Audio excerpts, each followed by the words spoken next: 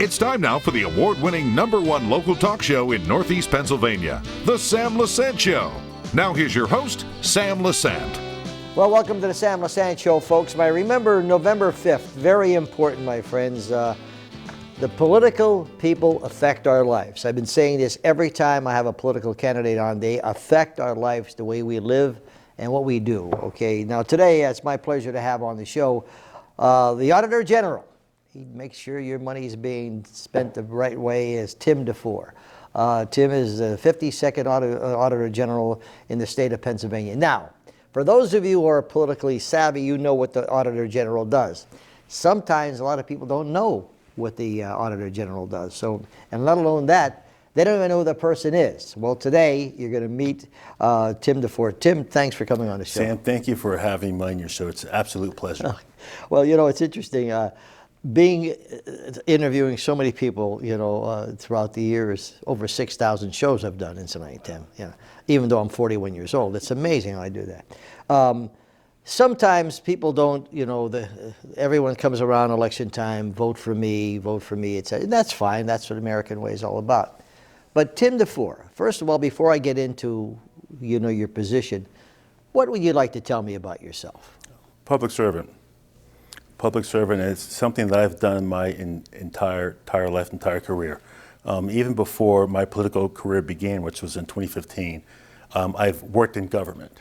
And the one thing that I've always done, I've had careers, whether it's with the Pennsylvania Inspector General's office, whether it's with the Attorney General's office, or in the private sector. My responsibilities and duties were to make sure that our tax-paying dollars were being spent the way they're supposed to be spent.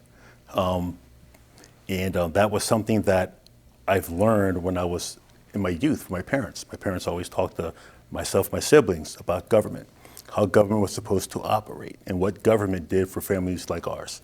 And those are lessons that I never forgot. What did you learn? I learned that government does have a role when working properly. Government does work. I believe that then. And I believe that now. All government has to do, government officials like myself, we simply have to do our job. And there are times when there's a lot of noise, a lot of political noise that's going on all over the place. If we know our roles and our responsibilities, then we have to block that out and just simply do our job, but also make sure that our community is taken care of, and also give back to our communities. You know, it's interesting you say these things, okay? And you know, so when you're looking at the fine details, all right? So, you know, you got to push out the politics, okay? And you grew up knowing what government does. Now, you don't want government to run your life. You know, you want government to help when you need help, exactly. Okay? I highly recommend, my friends, that you Google him. I mean, his resume is unbelievable, okay? It'll take 3 hours just to do his resume, okay? It's very impressive, and it tells you a lot about the person, which is extremely important.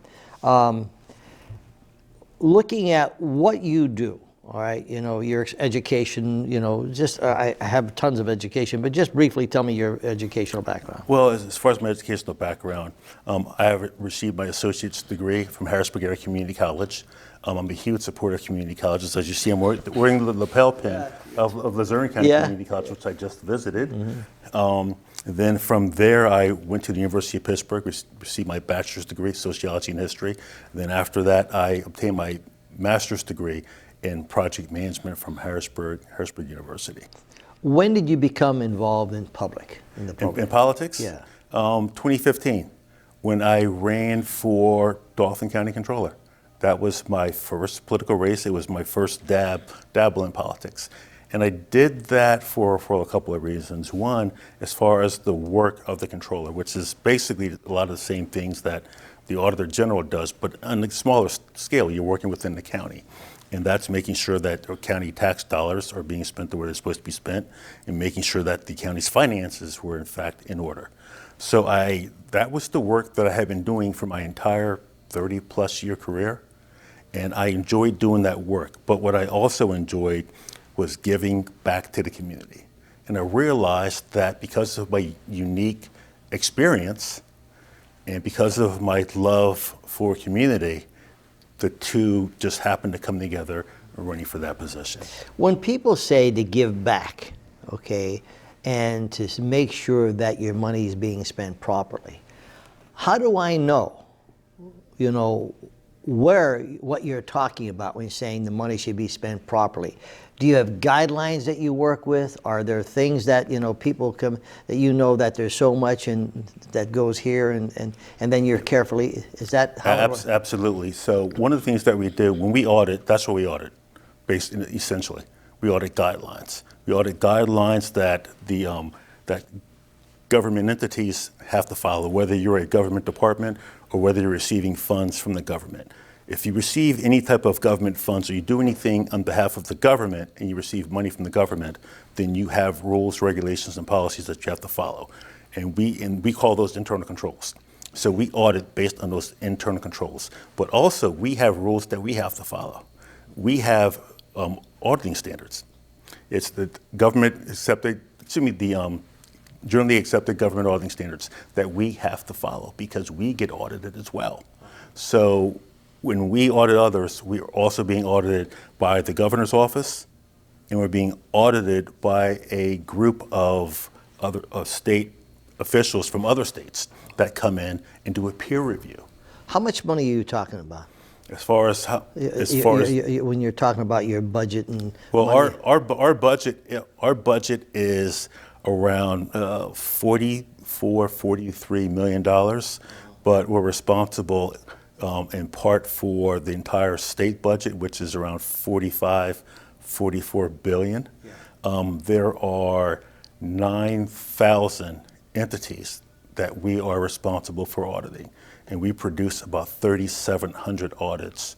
Do you ever sleep? Per year? No, it's 24/7, but that's where the processes come in. So, and one of the things about doing this type of work, you have to have the internal processes, and you have to understand the internal processes in order to do the work, which makes things manageable. And as long as those processes are being followed, then things work out. And within the department, we have a quality control department to make sure that we follow internally our own processes, but also the processes of others. So it's a lot of work, no doubt, but as long as we're following those processes and things are in place things are working the way they're supposed to be working, then we're okay. Roughly how many employees do you have under you? We have about 390 employees. At one time, the department had close to 1,000. Yeah. I always found, I had a number of stores with my partner, Johnny, and 20 whatever stores, and I found that when you hire people, you make sure that they either know more than you know, Absolutely. okay, and you have to trust these people. Particularly in a position that you have what they call a political position, because you're running for politics. And sometimes you don't know how much politics is being played in that particular area, okay? Right.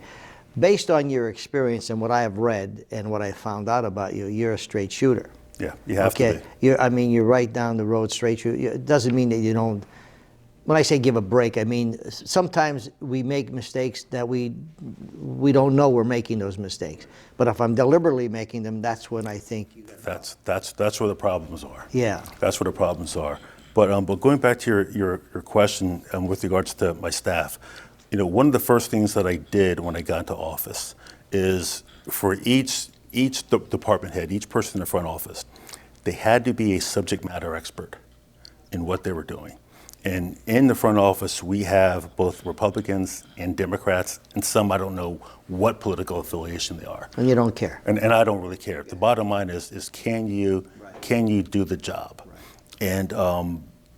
And they have. Mm-hmm. And first and foremost, in being the Auditor General, you can't be political. You simply have to do the job the way the job was intended to do. If you're being political, then what happens is that you're actually putting your thumb on the scale of an audit, which is, one, it's wrong. And when you have an external auditor that comes in and sees that, they're gonna write that up as a potential audit finding, or if you once you're reviewed by your peer review, they're gonna give you a thumbs down. And fortunately for us, we just had our peer review and we got the highest rating possible. So and that's an indication to me that we're doing things the right way. Going back a little bit, okay, I always ask people this question. You know, you had a successful career. You're doing fine. Now you want to get into the craziness of politics, okay? You know, when you're saying give him back, I mean, I applaud anyone who's running for office, whether I agree with their policies or disagree, I applaud. But here's Tim DeFoor, and he's doing well. He has a fabulous background. He can do so much better. Why go into politics? Yeah, so I've had that conversation whenever I see my mother. See? She kind of reminds me, and I'm like. Does she hit in the head too? What the hell's wrong with you? Sometimes, and it goes back to some of the lessons that they actually taught me about giving back, and I'm just pretty much following their lead. And look, I have a unique experience. I've audited on the county level, state level, federal level, and in the private sector. And the reason why I ran for Auditor General is I really felt that I could do some good because of my unique experience. I was a certified internal auditor with the International Organization of Standards, and I was an accredited healthcare fraud investigator. So I do have a unique background that I felt could benefit the Department of the Auditor General, but the Commonwealth, but also the employees of the Auditor General. You know, Tim, I think some people maybe do not realize how many millions of dollars you can save taxpayers by doing the right thing with auditing, okay? And I think that's where, you know, it goes back into either a general fund or whatever the money is going to. And that's why it's so critical not to put people like you in a political, when I say political, that you're doing favors, political favors, and I owe this person and don't go this. And I mean, okay, there's breaks in life, but sometimes, based on your record in the last 4 years, it's been fantastic. Yeah, you have a lot to be proud of there. Yeah, and we do. We've transformed the office, starting with making sure that the employees have the resources that they need in order to do the job, but also the way that we recruit. We've changed some of the ways that we do a lot of audits. We brought in best practices that have been adopted by the private sector and are speeding up the amount of time that we do audits. So there's a lot that we've done, and that's probably one of the reasons why I ran, because of that experience. And I just felt that I could do some good. As far as things, you know, that my mother wants me to do in the private sector, that there's time for that. Yeah. know, but right now, I just feel that it's important for me to be in the position that I am now. When I was interviewing Tom Corbett when he was the Attorney General, okay, was my old boss. Attorney General. He said he was going to do certain things as Attorney General, and he did them. Yeah. Then he ran again, and I said, okay, you said promises you made to the Commonwealth of the voters, and you did them. When he ran for governor, he said he was going to do certain things, and he did them, okay? You ran for Auditor General, and I never had the pleasure of meeting or interview before you ran, but I'm assuming, based on what you said, you wanted to accomplish. What were some of the key things, Tim, that you wanted to accomplish, which I'm sure you did as Auditor General? One was doing the job, the way that the job was intended to do. We follow the Pennsylvania Fiscal Code. The Pennsylvania Fiscal Code doesn't state a Republican Auditor General do one thing or Democrat Auditor General do another thing. It simply says the Auditor General shall do that.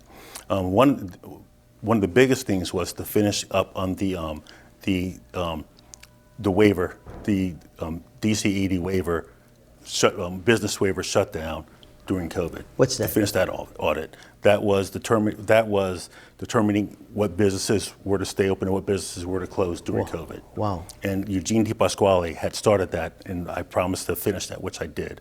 And another one was to, as far as looking at Medicaid, looking at how we were spending money on Medicaid, and we just did that with the pharmacy benefit manager audit that we completed. But the main thing was to do the job the way the job was intended to be done, and leave politics just completely out of the office. You even though you're running as a politician, which you have to do, in your case, you need to keep the political bull out of. You absolutely have to. Yeah. You can't. And you managed to do that. Yeah, I have a great staff. You may hear about things in the press, in the media. I stopped looking at social media. I stopped looking at that a while ago. But as far as the things, being asked to perform the political type audits, they have no place within the Department of the Auditor General. That's why half the states in the country, as far as the Auditor General, it's an appointed position. Yeah. And you have to have certain qualifications to be in that position. But I have a really great staff that works very closely with the legislature, both the House and the Senate, Republicans and Democrats.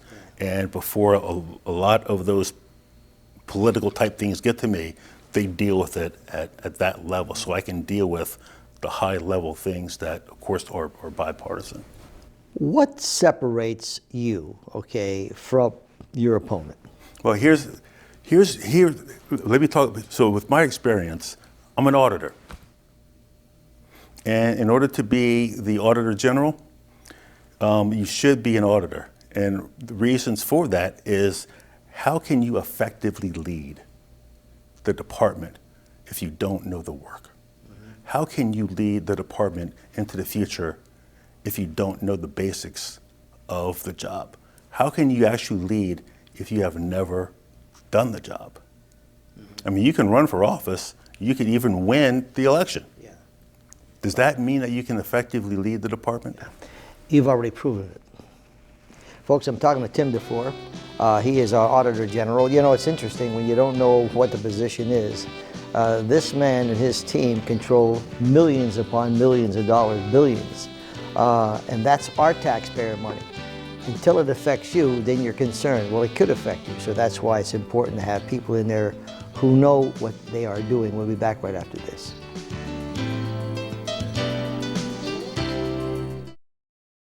Welcome back to the Sam Lesante Show, folks. Remember, 24/7, SSPTV.com. You get to watch all of our local neighborhood programs. Where's your social media station, my friends? And thank you for making the Sam Lesante Show the #1 talk show in Northeastern Pennsylvania. I really appreciate it. I've been telling you every time we have a political person on the show that November 5th is extremely important, especially this year. It's extremely important. Politicians affect your lives. Know who you're voting for, know what they are. Not personalities, but can they perform the job? One person who has been able to perform the job, has done very well with, is the Auditor General, and my pleasure to have him on the show today, Tim DeFoor. And Tim, as you said, I mentioned in the first part of the show that when I interviewed Corbett, he said he wanted to accomplish certain things as governor, and he did those. Okay. Now, what did you want to achieve before you became Auditor General? Before I became Auditor General? Yeah, I mean, going into, what was your campaign promise saying, if when I'm Auditor General, I will blah, blah, blah? One, finish the business waiver shutdown audit, which we did with regards to COVID, and one, look at healthcare, in particular Medicaid. Medicaid, they say dealing with prescription drugs. Yes. If you look at healthcare, let's say healthcare across the country, the #1 purchaser of prescription drugs in the country is government.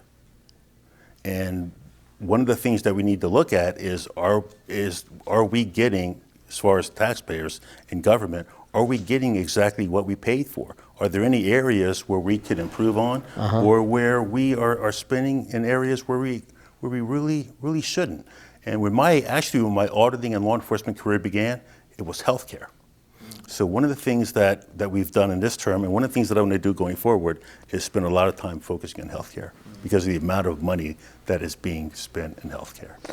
We mentioned again about qualifications, okay? And I'm a stickler with that. I really vote for me because of what my qualifications are, okay? And that's the important thing that I think we're discussing here. At least that's what I look for. Yeah, and that's something especially when voting for the royal offices, Attorney General, Treasurer, Auditor General. We're the subject matter experts for the Commonwealth, and we should have expertise in those areas that we're running for, even though they're political in nature. Yes. But we still should have expertise in those areas that we're running for, and it's important for us to have that expertise because we're doing the job. I mean, you wouldn't hire somebody if you were head of a corporation. You wouldn't hire somebody just for politics. You would hire them because of their qualifications, because you need the subject matter experts. Why should government be any different? If everyone would go with that rule of thumb, we'd be in great shape. Agreed. It's a shame you mentioned about social media and anyone can put anything crap up there, okay, and just destroy. But yet, here we go. We'll go back to substance.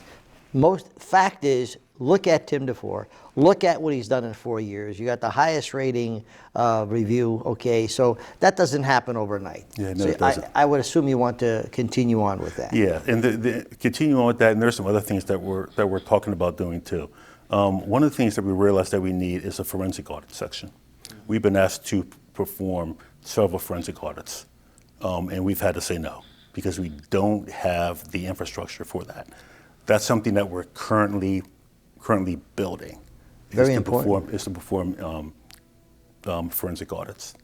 Wow, it's needed. Also, you want to disband the Pennsylvania Bureau of School Audits. Well, we did, and here's the reason why. It should have been disbanded a while ago. It wasn't working. Does that mean that we stopped doing school audits? No, we never stopped doing school audits. And there's a bit of a misconception with regards to the Bureau of School Audits. When we closed it, it caused a statewide upheaval. And I didn't quite understand why. Yeah. It's because people thought that we did financial audits of school districts. We never did. School districts are audited once a year by an independent auditor that they either choose or that they have on staff. You could Google your school district and Google whatever school district independent audited financial statements, and it's going to come up. So we never did that. So there was people were upset with us because they thought that we had stopped doing that, but we never started doing that. What the Bureau of School Audits did was they verified information for the Department of Education, like for school bus ridership, teacher certification, and whether a school was doing a safety drill. And all that information was sent from the school districts to the Department of Education. Then we would take a look at it, basically rubber stamp it, put it in an audit report, send it back to the Department of Education, and they would do what they wanted to do. So that's what the Bureau of School Audits did. When I got there, the Bureau of School Audits was so short-staffed that if we were to audit under those old rules, if we were to audit a school district today, and by the time we would get back to it, today's seventh graders would be in college. Wow. That's how much distance there was between auditing school districts. And we felt that, that's not the most effective use of taxpayer dollars. When you look at schools, we want to look at how are they performing with tax dollars. So that's when we did the school reserve audit. That's when we're now for public schools, but we're now doing the same thing for cyber and charter schools. But there's other things with regards to schools that we want to start looking at. Like schools have millions upon millions of contracts with vendors every year. Are schools getting what they paid for?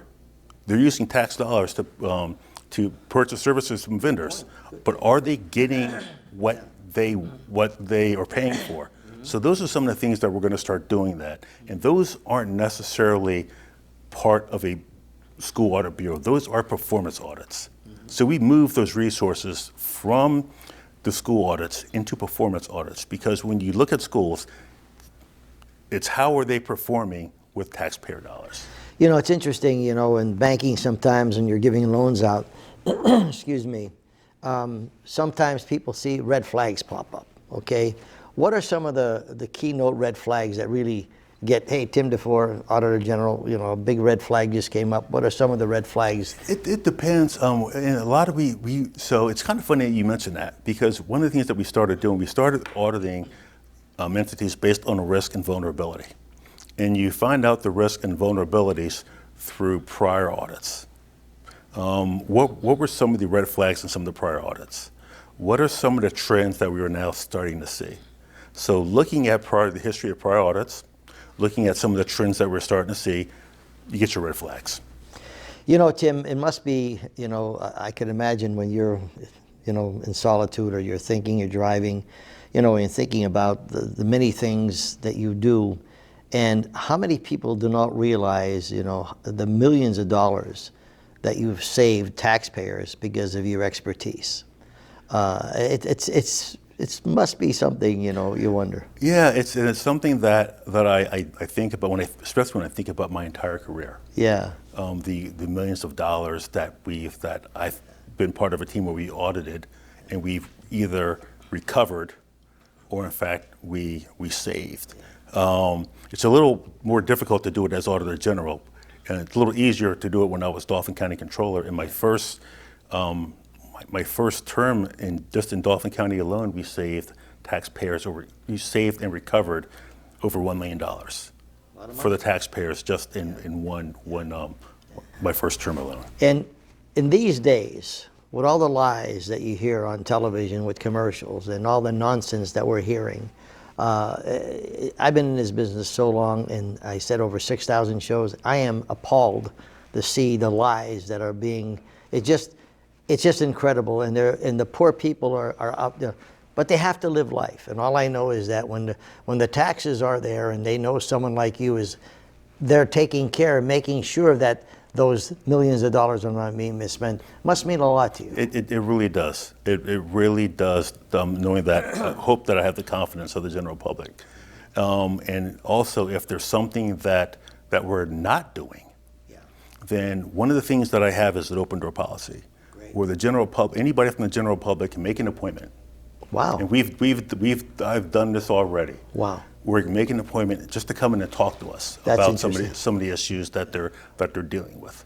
Tell our viewers why they should re-elect Tim DeFoor for Auditor General. Well, and thank you for allowing me to have this time. One of the reasons why you should, I'm doing the job. The way that the job was supposed to be done. The way the job that it says that's supposed to be done by the Pennsylvania Constitution and by the Pennsylvania Fiscal Code.